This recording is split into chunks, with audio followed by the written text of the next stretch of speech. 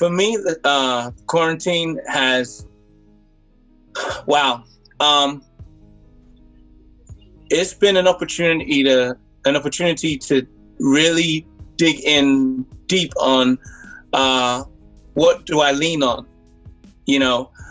I love to collaborate.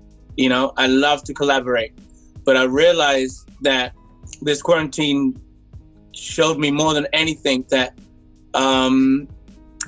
there's a difference between collaboration and depending, and I realized that this time really caused me to almost like go back to how things began, and that's where I had to feel things, I had to hear things, I had to believe in things, because there was less of an audience to say, oh, that's dope, or I had to really believe, and I'm like my worst critic. So, a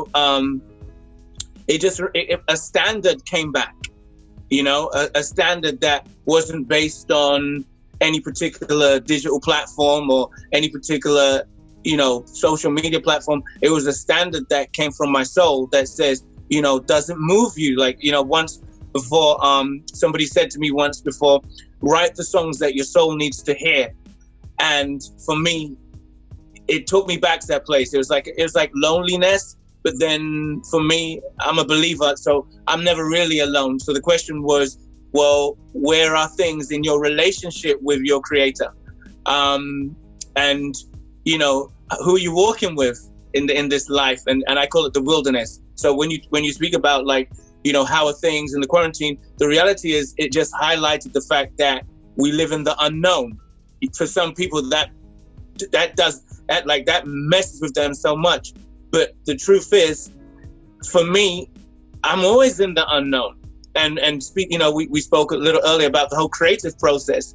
We're always in the unknown as creatives. And if we're in the known, it's more than likely what we're about to do is just replicate something that's already being created. And no matter, again, who is excited about it, somewhere deep down inside, we will know that we cheated ourselves, and we cheated, those who were meant to partake in that sharing experience after that point. So yeah, it's been a challenge, but it's been a challenge that was necessary. So a lot of it comes from my faith. Yep, a lot of it comes from my faith. Then I also have a beautiful family. So I already have all my jewels. I already have all those priceless things. I already have all of the accolades in one, just being a husband, just being a father. Like I've already done it, and sometimes I can slip up and forget that. But when you wake up at 6 a.m. in the morning and you got a little person's foot in your eye, and then you realize that, this is real life. Don't get confused by socials. Don't get confused by award shows. This is real life, and this life is beautiful.